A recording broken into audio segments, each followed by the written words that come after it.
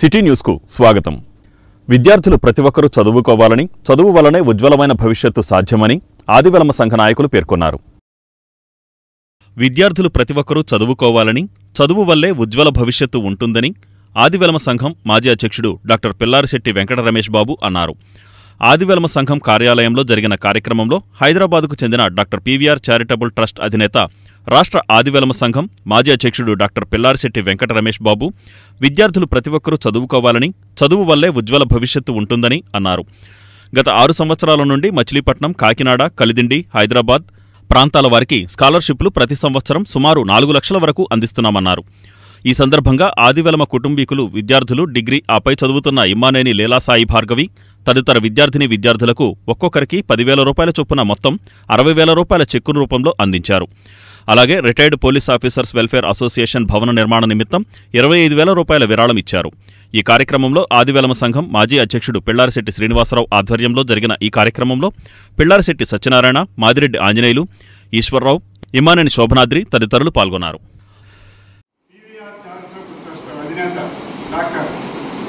పిల్లారిశెట్టి వెంకట రమేష్ బాబు గారు హైదరాబాద్ వాసి.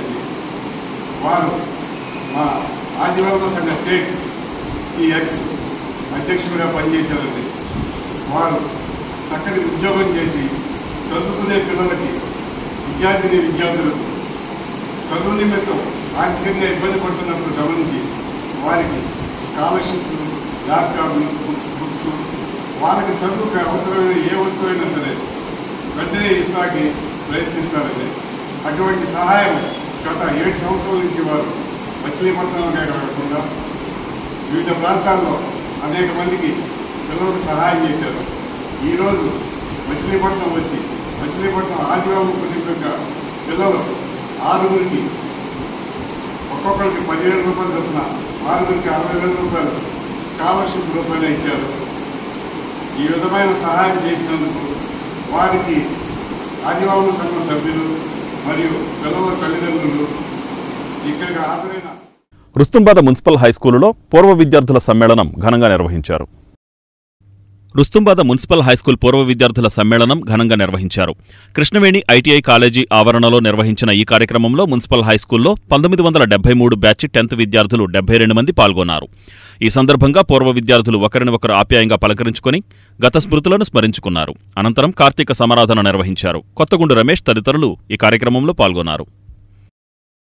బీసీసీఐ సహకారంతో మచిలీపట్నంలో క్రికెట్ స్టేడియం నిర్మిస్తామని రాష్ట్ర మంత్రి కొల్లు రవీంద్ర హామీ ఇచ్చారు. బీసీసీఐ సహకారంతో మచిలీపట్నంలో క్రికెట్ స్టేడియం నిర్మిస్తామని రాష్ట్ర మంత్రి కొల్లు రవీంద్ర తెలిపారు. మచిలీపట్నం నియోజకవర్గాన్ని క్రీడలకు కేంద్రంగా మార్చి చూపిస్తానని రాష్ట్ర గనులు, భూగర్భ వనరులు, ఎక్సైజ్ శాఖ మంత్రి కొల్లు రవీంద్ర అన్నారు. నోబుల్ కాలేజీ గ్రౌండ్స్లో నిర్వహిస్తున్న ఎన్సీసీ క్రికెట్ టోర్నీలో ఆయన ముఖ్య అతిథిగా పాల్గొన్నారు. మచిలీపట్నం యువత అంతర్జాతీయ స్థాయిలో రాణించాలని ఆకాంక్షిస్తున్నట్లు తెలిపారు. రాబోయే రోజుల్లో మచిలీపట్నంలో మరిన్ని వసతులతో క్రీడా మైదానాలు ఏర్పాటు చేయాలని లక్ష్యంగా పెట్టుకున్నట్లు తెలిపారు.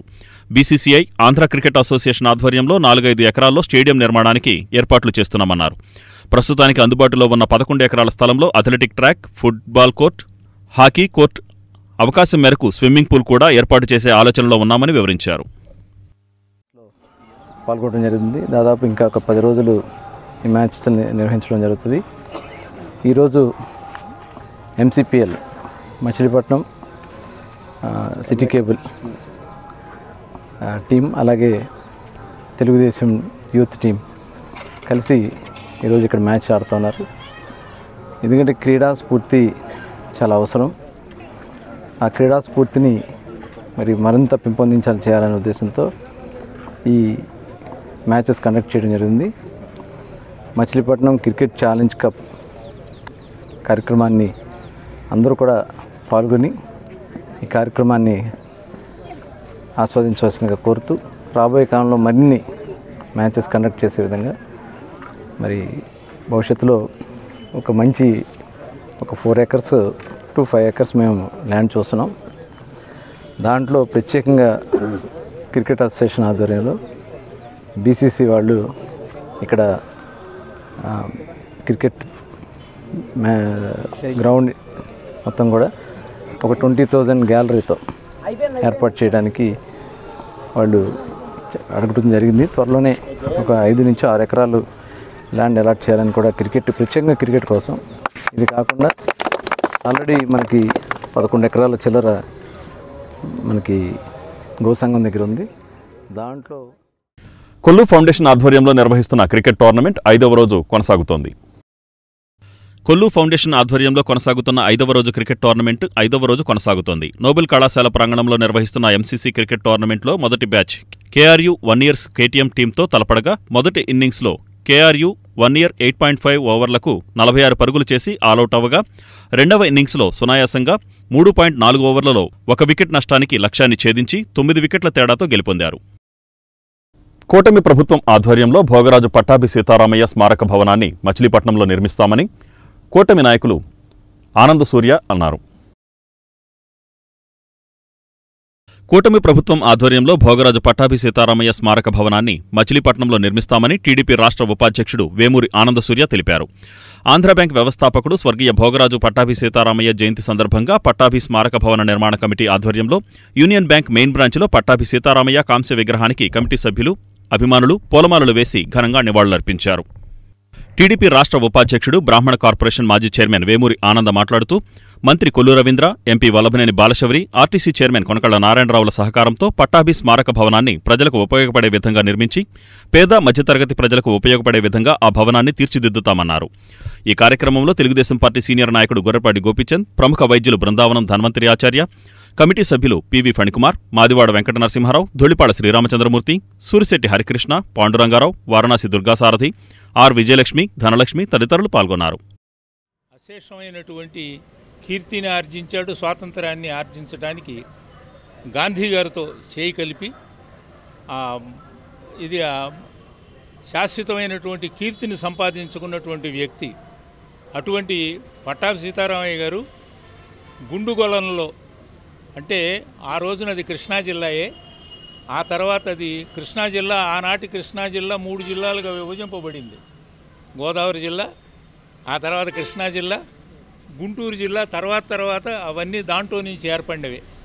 కృష్ణా పరివాహ ప్రాంతం అంతా కూడా కృష్ణా జిల్లాగా పరిగణింపబడేటువంటి రోజుల్లో గుండుగొలంలో పుట్టినటువంటి పట్టాభి సీతారామయ్య గారు, ఆయన వేరే అంటే Noble College, Noble High School, Noble కాలేజీలో ఆయన విద్యాభ్యాసం కొంతవరకు చేసి అత్తగారి తరఫున ఆయన ఎంబీసీఎం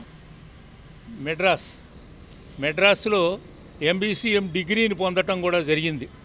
డాక్టర్ పట్టాభి సీతారామయ్య గారుగా ఆయన పేరు పొందిన తర్వాత మొట్టమొదట ప్రాక్టీస్ బందర్లోనే.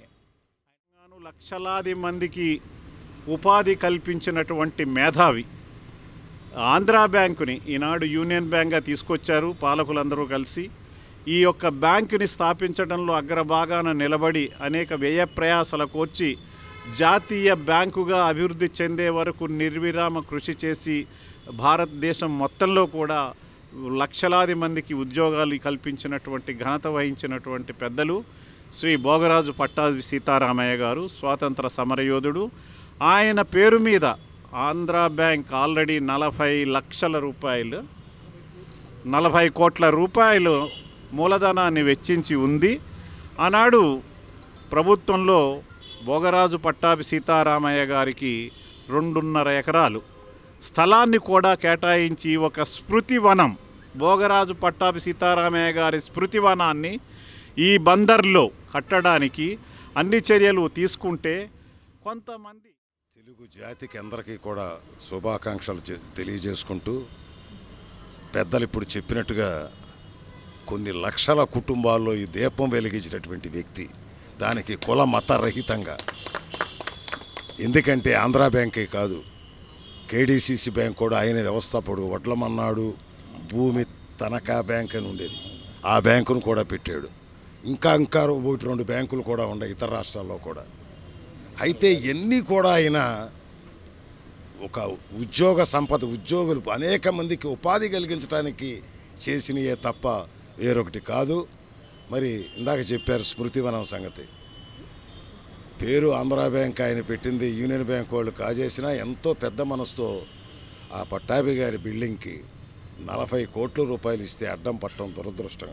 40 కోట్లు కేవలం బిల్డింగ్కే కాదు, ఇక్కడ మనం గ్రహించాల్సింది ఏంటంటే ఈ ప్రాంతాల్లో ఉన్నటువంటి చేతి వృత్తులు చేసుకునే వాళ్ళకి స్కిల్ డెవలప్మెంట్ సెంటర్ పెట్టి ఫీజు రియంబర్స్మెంట్కు సంబంధించి ఏ విద్యార్థికి హాల్ టికెట్ నిరాకరించకూడదని జిల్లా కలెక్టర్ డీకే బాలాజీ అధికారులకు ఆదేశాలిచ్చారు. ఫీజు రియంబర్స్మెంట్ సమస్యలకు సంబంధించి ఏ విద్యార్థికి హాల్ టికెట్లు నిరాకరించకూడదని జిల్లా కలెక్టర్ డీకే బాలాజీ అధికారులను ఆదేశిస్తూ ఉత్తర్వులు జారీ చేశారు. ఫీజు రియంబర్స్మెంట్ సమస్యలకు సంబంధించి కొన్ని కళాశాలల యాజమాన్యాలు విద్యార్థులకు హాల్ టికెట్లు ఇవ్వకుండా నిరాకరిస్తున్నాయని, తరగతులు ప్రాక్టికల్స్కు హాజరు కాకుండా అడ్డుకుంటున్నారని జిల్లా యంత్రాంగం దృష్టికి వచ్చిందని కలెక్టర్ తెలిపారు. ప్రస్తుత సంవత్సరానికి సంబంధించిన ఫీజు రియంబర్స్మెంట్ నేరుగా కాలేజీలకు విడుదల చేయబడుతుందని, అదేవిధంగా గత బకాయిలు కూడా క్రమంగా విడుదల చేస్తుందని ప్రభుత్వం ఇప్పటికే ప్రకటించిందని కలెక్టర్ తెలిపారు. ఈ విషయాలను దృష్టిలో ఉంచుకుని ఫీజు రియంబర్స్మెంట్ సమస్యలకు సంబంధించి ఏ విద్యార్థికి హాల్ టికెట్లు నిరాకరించకూడదని లేదా తరగతులు, ప్రాక్టికల్స్ మొదలైన వాటికి దూరంగా ఉండకూడదని పేర్కొంటూ సంబంధిత అధికారుల అధికార పరిధిలోని అన్ని కళాశాలలకు కఠినమైన ఆదేశాలు జారీ చేయాలని మచిలీపట్నంలో కృష్ణా విశ్వవిద్యాలయం, కాకినాడ జేఎన్టీయూ విశ్వవిద్యాలయం, RJD college education Rajahmundry, Krishna జిల్లా డీఈఓ, కృష్ణా జిల్లా వొకేషనల్ ఎడ్యుకేషన్ అధికారులందరినీ ఆదేశిస్తూ జిల్లా కలెక్టర్ ఉత్తర్వులు జారీ చేశారు. ఈ వార్తలు ఇంతటితో సమాప్తం. నమస్కారం.